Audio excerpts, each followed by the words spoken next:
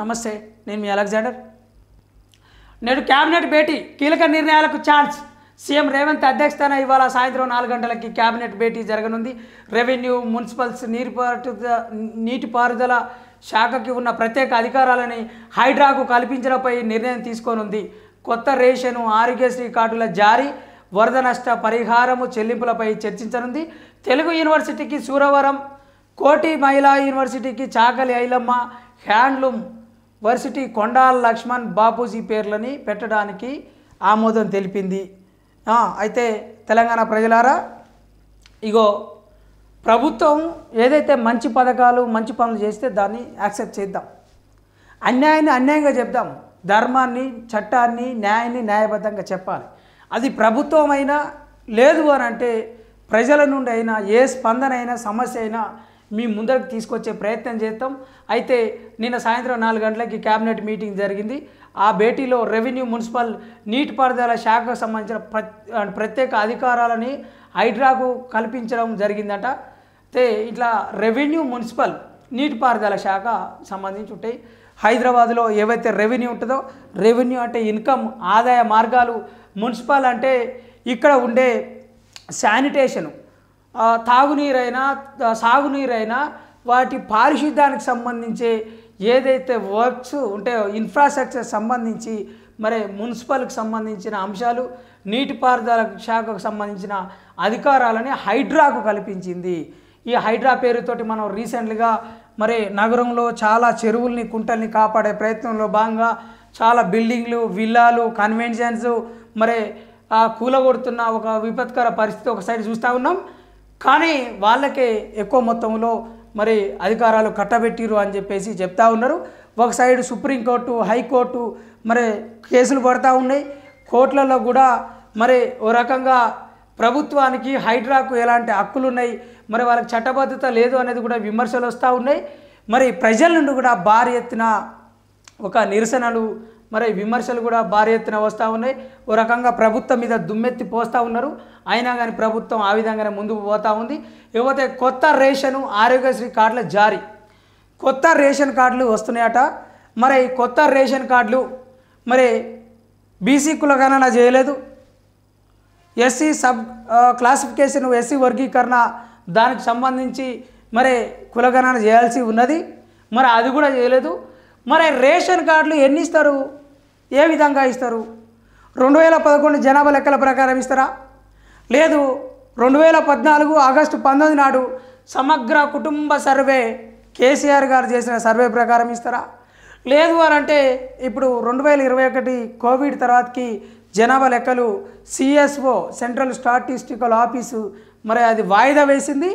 రీసెంట్లీగా భారత ప్రధాని నరేంద్ర మోడీ గారు మరొకసారి ఈ జనాభా లెక్కలు చేపట్టాలి, అవి 2026 వరకు కంప్లీట్ అవుతాయి అని చెప్తా ఉన్నారు. కానీ దేని ప్రామాణికంగా తీసుకుంటారు అనేది ఇంకా ప్రభుత్వము క్లియర్ కట్గా చెప్పినట్టు మనకు ఇన్ఫర్మేషను మరి రావడం లేదు.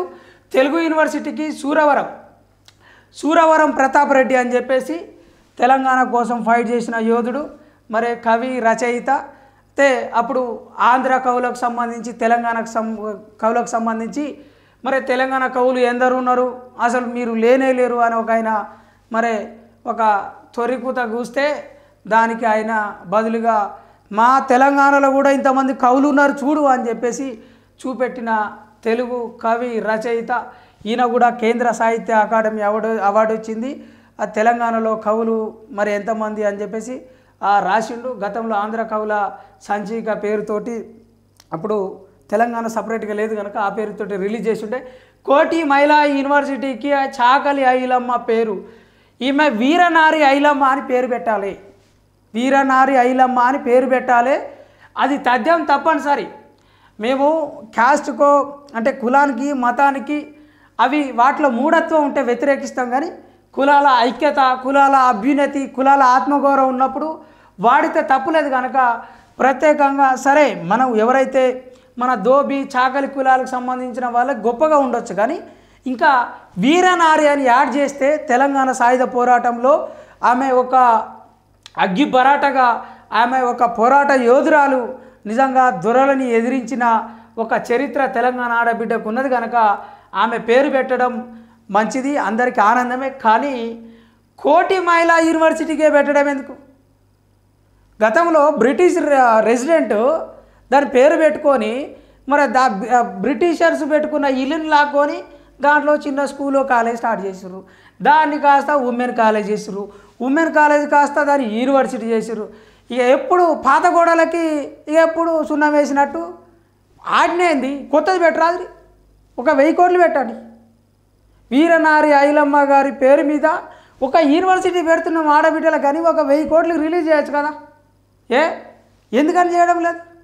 మూసీ నదికి 1,50,000 కోట్లు పెడుతున్నప్పుడు, మురికి నీటిని శుద్ధి చేయడానికి 1,00,000 కోట్లు పెడుతున్నప్పుడు ఈ తెలంగాణ ఆడబిడ్డలు చదువుకోవడానికి 1000 కోట్లు పెట్టలేరా అనేది ఎన్ఎన్ మీడియా ద్వారా మేము ప్రశ్నిస్తూ ఉన్నాం. ఇంకా హ్యాండ్లూమ్ యూనివర్సిటీకి కొండా లక్ష్మణ్ బాపూజీ పేర్లని పెట్టడానికి ఆమోదం తెలిపిందంట. కొండా లక్ష్మణ్ బాపూజీ గారు నాడు తెలంగాణ ఉద్యమంలో మరి కీలకంగా ఉన్నాడు. ఆయన 69 తొలి దశ తెలంగాణ పోరాటంలో ఉన్నాడు, మలి దశ తెలంగాణ పోరాటంలో ఉన్నాడు. ఈయన తెలంగాణ భవన్కి అప్పుడు తెలంగాణ రాష్ట్ర సమితి ఏర్పడితే హైదరాబాద్ కేంద్రంగా ఉన్న ఆయన సొంత ఇల్లుని రాసిచ్చిన గొప్ప మేధావి, తెలంగాణ త్యాగజీవి. ప్రత్యేకంగా ఈయన మరి శాలలు అని అంటే వాళ్ళు నేతగారులు, బట్టలు నేసే వాళ్ళ సంబంధించిన కమ్యూనిటీకి సంబంధించిన వాళ్ళు. పోగుబంధమే పేగుబంధం అన్నాడు డాక్టర్ నల్గంటి శరత్ అన్న. ఈ దేశంలో నిజంగా దిగంబరంగా ఒక బరిబాత ఉన్న దేశానికి బట్టగట్టిన యోధులు అని చెప్పేసి కూడా ఆయన పేర్కొన్నాడు. నిన్ననే పెరియార్ గారి జయంతి రోజు. అంత గొప్ప జాతి నుండి వచ్చిన వ్యక్తి భారతదేశంలో నేతకారులకు సంబంధించి ప్రత్యేకంగా ఈ యొక్క సిరిసిల్లలో ఒకప్పుడు ఉరిసిల్లగా ఉన్నది. మరి అక్కడ చాలామంది ఊరేసుకొని చేస్తూ ఉన్నారు. వాళ్ళు లోన్లు కట్టలేక, వాళ్ళు నేసిన బట్టలు అమ్ముడు పోలేక, వాళ్ళకి గిట్టుబాటు ధర లేక వాళ్ళు నష్టపోతూ ఉన్నారు. వాళ్ళు నరాలనే దారాలుగా పేని ఈ జాతికి నిండు గుడ్డని ఒక బట్టని అందించిన జాతులు. వీళ్ళ పేరు కొండా లక్ష్మణ్ బాపూజీ పేరు ఉండడం కూడా చాలా గొప్ప విషయం. తెలంగాణ ప్రజలకి, అమరవీరులకి దక్కిన గొప్ప గౌరవం.